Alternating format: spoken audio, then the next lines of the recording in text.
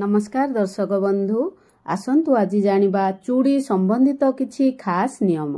आज आमे जानिबा चूड़ी पिंधिबा समय केउ केउ विषय उपरे ध्यान देबा।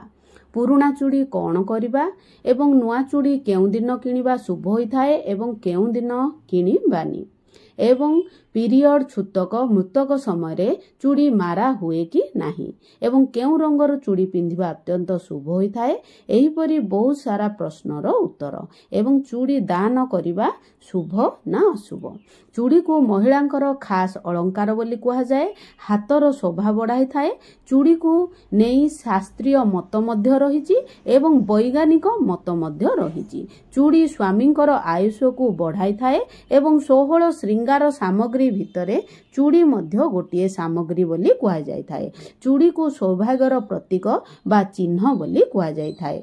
सौभाग्यवती महिलांको मनरे अभिलाषा रही थाए जेबे तांकर प्राण जीव अखंड सौभाग्यवती होई स्वामी एवं पुत्रंकर कांधरे श्मशान पर्यंत जीवे। एहा महिला मानकर मनर संकल्प एवं भावना।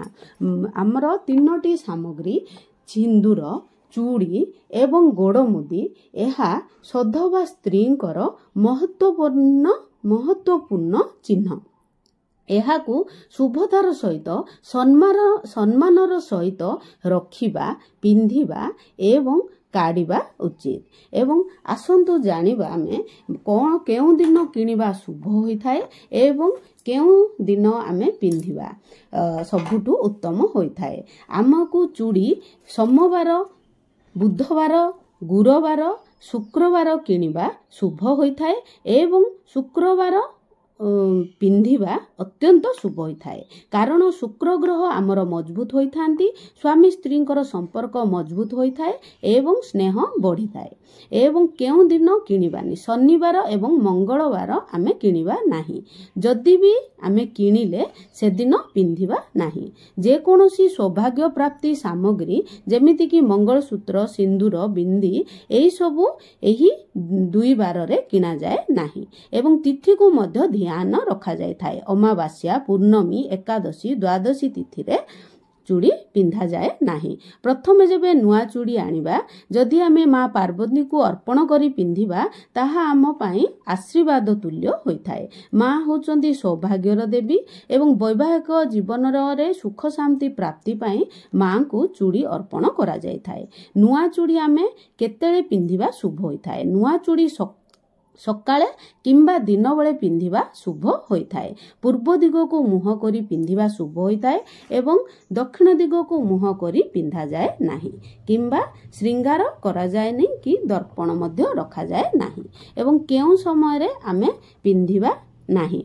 आमे संध्या समय रे पिंधिबानी एवं चुट्टी खोला रखी थिबा समय रे पिंधिबानी। जदि चुट्टी आमे सबुळे छाडुचे ताहाले मुंडरे किछि ओढणा पकाई चूड़ी पिंधा जाय थाए एवं द्वार बंधरे बसी पिंधा जाए नाही। मृतक समय रे निज परिवार रे जदि काहार मृत्यु होई थाए किंबा मृत शरीर को आमे छुई थाउ तेबे चूड़ी मारा होई थाए।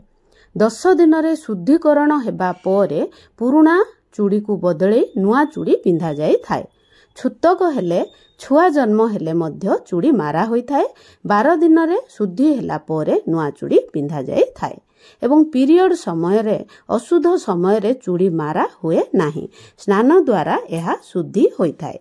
एवं नुआ चूड़ी पिंधिले बड़ जेउ माने घरर सेमानंकु मुंडिया करा जाय थाए। कारण मो हाथर चूड़ी वज्र हेउ एही आशीर्वाद पाइबा पाई मुंडिया करा जाय थाए। एवं चूड़ी को सबुळे फाटी गला भांगी गला बोली कहा जाए नाही टूटी गला बोली कहा जाय थाए। एवं चूड़ी को बाहर कर दियो काढ़ी दियो एही बोली कहा जाए नाही उतारी दियो बोली कहा जाय थाए। एवं किछि जगह रे कतुरी पिंधिबार मध्य प्रथा रही अछि। एवं आमे सबु बेले काच चूड़ी बा लाख चूड़ी आमे काहेकि पिंधिबा। काच चूड़ी चूड़ी माटी रे तैयारी होई थाए एवं काच चूड़ी रे माटी मिसी थाए। माटी रे मैग्नेशियम मिसेगी काच बना जाई थाए। ताकू गरम करी सेथिरे कलर मिसेई चूड़ी बना जाई थाए।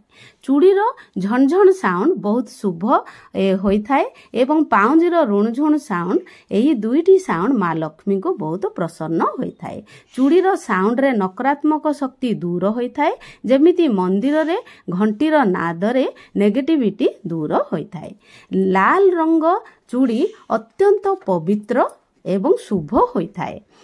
हलदिया सबुज गोलापी ऑरेंज एही सबु चूड़ी मध्य शुभ होई थाए। जदि आम पाखरे धला चूड़ी कला चूड़ी प्लास्टिक चूड़ी मेटाल चूड़ी अच्छी ताहाले आमे पिंधि पारिबा। किंतु ताहा सहित लाल रंगर चूड़ी जेमिति हेले पिंधिबाकू पड़िबो। एवं पानी चूड़ी लाल रंग जदि भी पिंधु नांती पानी चूड़ी दुईटी जेमिति हेले भी पिंधा जाई थाए। एवं सबु बेले जदि आमे धला चूड़ी जेकोसी चूड़ी आम पाखरे थाउ ताहा तुटी नथिबो। भलरे तार जॉइंट को देखिबे फाटी जाई नथिबो किछि भंगा रुजा हेई नथिबो। सेमिति चूड़ी केबे भी पिंधिबेनी ताहा अशुभ होई थाए। तेणु गोटे गोटे चूड़ी को प्रथमे चेक कर देबे ताहा तुटी चिटना नाही तापरे आमे पिंधिबा। एवं आमे जेतेबेले चूड़ी पिंधिबा टाइट चूड़ी पिंधिबा समय रे आमे किछि भेसलिन लगेई किंबा बॉडी लोशन लगेई आमे चूड़ी पिंधिबा द्वारा ताहा आराम रे उतारिबा एवं चेंज करने को आमको सुविधा होता है। यही भली आमे चूड़ी रो केतोटी नियम मानि रखिबा। एवं जेतेबेले भी आमे धला चूड़ी पिंधिबा एही भली आमे दुईटी लाल चूड़ी पिंधिबा द्वारा धला चूड़ीटी सुंदर भी लागि थाए एवं धला चूड़ी अशुभ होई न थाए। एवं लाल बा प्लास्टिक चूड़ी बा मेटाल चूड़ी एही चूड़ी को मध्य आमे लाल रो पानी चूड़ी दुईटी मझिरे करी ताकू मध्य आमे व्यवहार करि परिबा।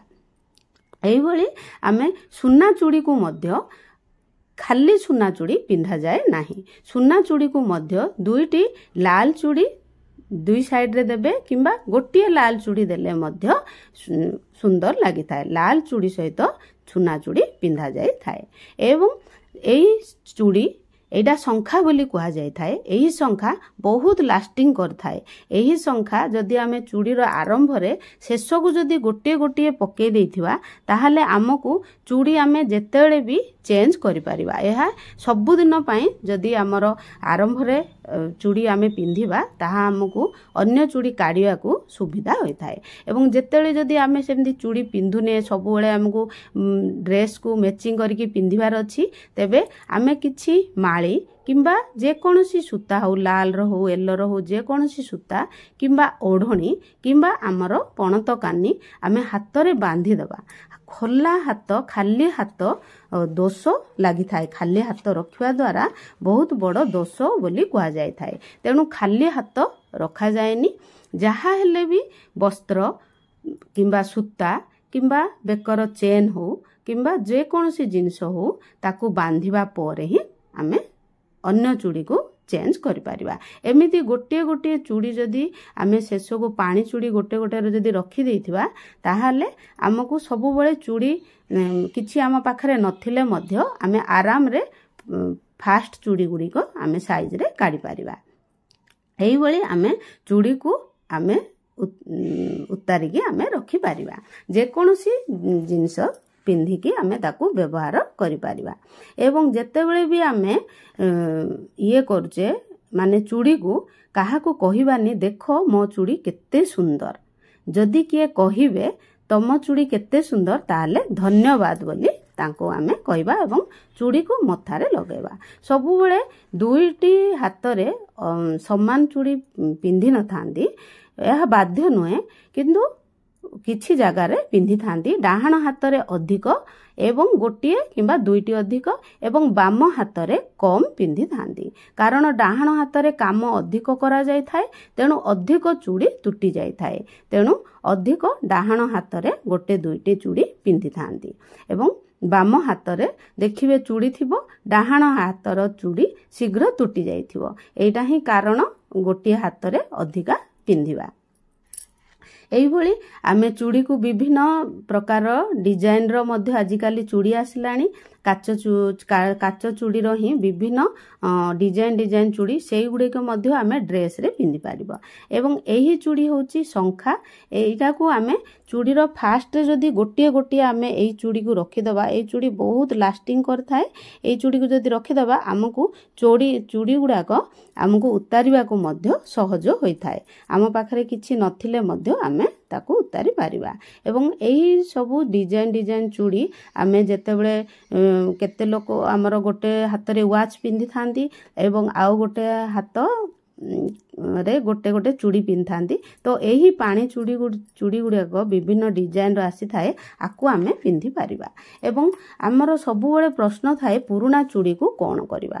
ପୁରୁଣା ଚୁଡ଼ିକୁ ସବୁବେଳେ ଏକାଠି କରି ରଖିବା ଏବଂ ଜଳ, ନଦୀ, ପୋଖରୀରେ କିମ୍ବା ବଗିଚାରେ ଗୋଟିଏ ଗାତ କରିକି ସେଇ ଚୁଡ଼ି ଗୁଡ଼ିକ ପୋତିଦେବା। ଦେଖିବା ଯେମିତି କା ପାଦରେ ନ ଲାଗେ ସେଇଭଳି ଧ୍ୟାନ ଦେଇକି ଆମେ ପୁରୁଣା ଚୁଡ଼ିକୁ ଟିକେ ମଥାରେ ଲଗେଇକି ତାକୁ ବିସର୍ଜନ କରିବା। ଏବଂ ସବୁବେଳେ ଆମର ପୁରୁଣା ଚୁଡ଼ିକୁ କେବେ କାହାକୁ ଦେବା ନାହିଁ। ନିଜର ପିନ୍ଧିଥିବା ଚୁଡ଼ି କାହାକୁ ଦିଆଯାଏନି କିମ୍ବା କାହାର ପିନ୍ଧିଥିବା ଚୁଡ଼ି ନିଜେ ପିନ୍ଧିବାନି, କାରଣ ଚୁଡ଼ି ହେଉଛି ସ୍ୱାମୀଙ୍କର ଚିହ୍ନ ବୋଲି କୁହାଯାଇଥାଏ। ତେଣୁ ଚୁଡ଼ି କେବେ କାହାକୁ ଦେବାନି। ଯଦି ଦେବାକୁ ଚାହୁଁଛନ୍ତି, ନିଜର ପରିବାର ବର୍ଗକୁ ଦେବା ପାଇଁ ଚାହୁଁଛନ୍ତି, ତେବେ ଚୁଡ଼ି ପିନ୍ଧିବା ଦ୍ୱାରା ଚୁଡ଼ିରେ ଆମର ସକାରାତ୍ମକ ଶକ୍ତି ରହିଥାଏ। ତେଣୁ ଚୁଡ଼ିକୁ ଲୁଣ ପାଣିରେ ଧୋଇଦେବେ, ତାପରେ ତାଙ୍କୁ ଦେବେ। ଏବଂ ଚୁଡ଼ି ପିନ୍ଧିବା ଦ୍ୱାରା ଆମର ସାଇଣ୍ଟିଫିକ ରିଜନ ହେଉଛି ଆମର ଏହି ନାଡ଼ି ବା ଶିରାରେ ଆମର ସ୍ପର୍ଶ କରିଥାଏ। ଚୁଡ଼ି ସ୍ପର୍ଶ କରିବା ଯୋଗୁଁ ଆମ ଶରୀର ଭଲ ରହିଥାଏ ଏବଂ ଏହି ଜାଗାରେ ସ୍ପର୍ଶ କରିବା ଯୋଗୁଁ ଚୁଡ଼ି ଏହି ଜାଗାକୁ ଥଣ୍ଡା ରଖିଥାଏ। ସ୍ତ୍ରୀ ଲୋକଙ୍କର ରାଗ ନ ଆସୁ ଏବଂ କାଚ ଜିନିଷ ବହୁତ ଥଣ୍ଡା ହୋଇଥାଏ। କାଚ ଆମ ଟେମ୍ପରେଚରକୁ ଡାଉନ୍ କରିଥାଏ ଏବଂ କାଚ ଆମେ ଲାଖ ଚୁଡ଼ି ଏବଂ କାଚ ଚୁଡ଼ି କାହିଁକି ପିନ୍ଧିବା? କାରଣ କାଚ ଚୁଡ଼ି ଆମର ମାଟିରେ ତିଆରି ହୋଇଥାଏ। ମାଟିରେ ମ୍ୟାଗ୍ନେସିୟମ୍ ମିଶେଇକି କାଚ ଚୁଡ଼ିକୁ ଗରମ କରାଯାଇଥାଏ ଏବଂ ସେଥିରେ କଲର ମିଶେଇକି ଚୁଡ଼ି ବନାଯାଇଥାଏ। ତେଣୁ କାଚ ଚୁଡ଼ି ଆମ ଶରୀରକୁ ଥଣ୍ଡା ରଖିଥାଏ। ଏହା ହେଉଛି ସାଇଣ୍ଟିଫିକ ରିଜନ। ଏବଂ ଆମର ଏଇ ଯେଉଁ ଗ୍ରୀନ୍ ଚୁଡ଼ି ଆମେ ଯଦି ବୁଧବାର ଦିନ କିନ୍ନରମାନଙ୍କୁ ଶାଗୁଆ ଚୁଡ଼ି ଦାନ କରିବା ତାହେଲେ ଅତ୍ୟନ୍ତ ଶୁଭ ହୋଇଥାଏ ଏବଂ ଦାମ୍ପତ୍ୟ ଜୀବନ ବହୁତ ସୁଖମୟ ହୋଇଥାଏ ଏବଂ ଗ୍ରହ ଦୋଷ ମଧ୍ୟ କଟିଥାଏ। ଏବଂ ଏହି ଗୋଲାପୀ ଚୁଡ଼ି ମାଙ୍କୁ ଅତ୍ୟନ୍ତ, ମା ଲକ୍ଷ୍ମୀଙ୍କୁ ଅତ୍ୟନ୍ତ ପ୍ରିୟ ହୋଇଥାଏ ଏବଂ ଏହାଦ୍ୱାରା ଶୁକ୍ର ଗ୍ରହ, ଏହି ଚୁଡ଼ିର ଗ୍ରହ ଶୁକ୍ର ଗ୍ରହର ପ୍ରତୀକ ଏହି ଚୁଡ଼ିର ଗ୍ରହ। ଏବଂ ଅରେଞ୍ଜ କଲର ହେଉଛି ଆମର ମଙ୍ଗଳ ଗ୍ରହଙ୍କର ପ୍ରତୀକ ବା ଏହି ଚୁଡ଼ି ମା ଚାମୁଣ୍ଡାଙ୍କୁ ଚଢ଼ାଯାଇଥାଏ। ଏବଂ ଆମେ କେବେ ହେଲେ ଆମର ଟିକିଲି, ବିନ୍ଦି ଏବଂ ଆମର ସିନ୍ଦୁର ବାହାର ଲୋକକୁ ଦେବାନି। ସବୁବେଳେ ବାହାର ଲୋକଙ୍କୁ କିଛି ନୂଆ ଦେବା ଏବଂ ନିଜର ଅଲଗା ରଖିବା ଏବଂ ବାହାର ଲୋକଙ୍କ ପାଇଁ ଅଲଗା ରଖିବା। ଏହିସବୁ ସେୟାର କରାଯାଏ ନାହିଁ। ଏବଂ ମହିଳାମାନେ କାଚର, ସୁନାର, ରୂପାର ଚୁଡ଼ି ପିନ୍ଧିପାରିବେ। ସବୁବେଳେ କାଚ ଚୁଡ଼ି ଆମର ଟେମ୍ପରେଚରକୁ ଡାଉନ୍ କରିଥାଏ ଏବଂ ପୁରୁଷମାନେ ଲୁହା ଏବଂ ତମ୍ବା, ରୂପା, ସୁନାର କଢ଼ା ବା ବଳା ପିନ୍ଧିପାରିବେ। ହଳଦିଆ ରଙ୍ଗ ଆମର ବୃହସ୍ପତି ଗ୍ରହଙ୍କୁ ଷ୍ଟ୍ରଙ୍ଗ କରିଥାଏ। ତେଣୁ ହଳଦିଆ ରଙ୍ଗ ପିନ୍ଧିବା ଦ୍ୱାରା ଆମ ବୃହସ୍ପତି ଦେବ ଅତ୍ୟନ୍ତ ପ୍ରସନ୍ନ ହୋଇଥାନ୍ତି। ତେଣୁ ହଳଦିଆ ରଙ୍ଗ ମଧ୍ୟ ବହୁତ ଶୁଭ ହୋଇଥାଏ।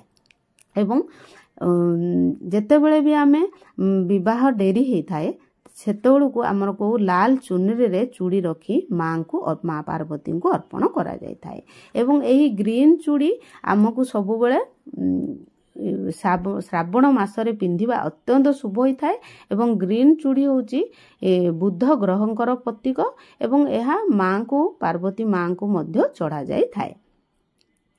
ତେଣୁ ଏହି ଗ୍ରୀନ୍ ଚୁଡ଼ି ଆମେ କିନ୍ନର ମାନଙ୍କୁ ସବୁବେଳେ ଚଳେଇବା। ଏବଂ ଘରକୁ ଆମର ଯଦି କିଏ ମା ଭଉଣୀ ନଣନ୍ଦ ଝିଆରୀ ଭାଣିଜୀ ଆସୁଛନ୍ତି ଆମେ ନିଶ୍ଚୟ ତାଙ୍କୁ ଚୁଡ଼ି ଗିଫ୍ଟରେ ଦେବା। ଚୁଡ଼ି ଗିଫ୍ଟରେ ଦେବା ଦ୍ୱାରା ଆମ ଭାଗ୍ୟରେ ବୃଦ୍ଧି ହୋଇଥାଏ ଏବଂ ଆମର ଗ୍ରହରିଷ୍ଟ କଟିଥାଏ।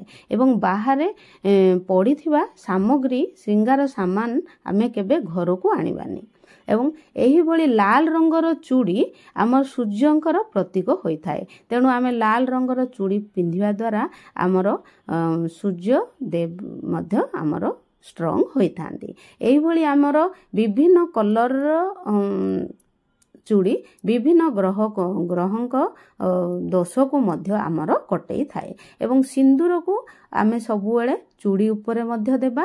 ଏବଂ ଆଳତି ବି ଯେତେବେଳେ କରୁଛେ ଆମ ଚୁଡ଼ି ଉପରେ ଆଳତି ମଧ୍ୟ କିଛି ଦେବା। ଏବଂ ଚୁଡ଼ି ଉପରେ ଦୁଇଟି ଗ୍ରହର ପ୍ରଭାବ ଅଧିକ ପଡ଼ିଥାଏ। ବୁଧ ଏବଂ ଶୁକ୍ର ଗ୍ରହ এই ଦୁଇଟି ଗ୍ରହଙ୍କର ଅଧିକ ପ୍ରଭାବ ପଡ଼ିଥାଏ। ବେଳେବେଳେ ବହୁତ ଲୋକଙ୍କର ଚୁଡ଼ି ଶୀଘ୍ର ତୁଟି ଯାଇଥାଏ ଏବଂ ମୋର ଜଲ୍ଦି ତୁଟି ଯାଉଛି ବୋଲି କହିଥାନ୍ତି। କିନ୍ତୁ ଯଦି ଛୋଟ ସାଇଜ ଚୁଡ଼ି ପିନ୍ଧିବେ ତାହେଲେ ଶୀଘ୍ର ତୁଟି ନଥାଏ। ଯଦି ଟିକେ ଢିଲା ବଡ଼ ସାଇଜ ଚୁଡ଼ି ଆମେ ପିନ୍ଧୁଛେ ତାହେଲେ ତାହା ଶୀଘ୍ର ତୁଟି ଯାଇଥାଏ। এইভাবে আমার ছোট ছোট কথাକୁ যদি ଆମେ ଧ୍ୟାନ ଦେବା ତାହେଲେ ଆମର ସୌଭାଗ୍ୟବତୀ ଆମେ ହେବା ଏବଂ ଆମର ଭାଗ୍ୟରେ ପରିବର୍ତ୍ତନ ମଧ୍ୟ ଆସିଥାଏ। ବେଳେ ବେଳେ ଦେଖିବେ କେତେଜଣ ପୁରୁଷ ଦାଦାଗିରି କରିକି କହୁଥିବେ ମୁଁ ଚୁଡ଼ି ପିନ୍ଧିନି ବୁଝିଲୁ ତତେ ଠିକ କରିଦେବି। ମାନେ ଏହାର ଅର୍ଥ କ'ଣ? ଚୁଡ଼ି ହେଉଛି ଶାନ୍ତର ପ୍ରତୀକ ଏବଂ ଥଣ୍ଡା ଚୁଡ଼ି ଆମ ଶରୀରକୁ ମଧ୍ୟ ଥଣ୍ଡା ରଖିଥାଏ ଏବଂ ମନକୁ ଶାନ୍ତ। ତ ଶାନ୍ତର ପ୍ରତୀକ ହିସାବରେ ସେମିତି ପୁରୁଷ ଲୋକମାନେ କହିଥାନ୍ତି ଯେ ମୁଁ ସେମିତି ଶାନ୍ତ ସରଳ ନୁହେଁ ବୋଲି। ଏହିଭଳି ଭିଡ଼ିଓ ଯଦି ମୋର ଭଲ ଲାଗିଥାଏ ତାହେଲେ ନିଶ୍ଚୟ ଲାଇକ୍ ସେୟାର ଏବଂ ସବସ୍କ୍ରାଇବ୍ ନିଶ୍ଚୟ କରିଦେବେ।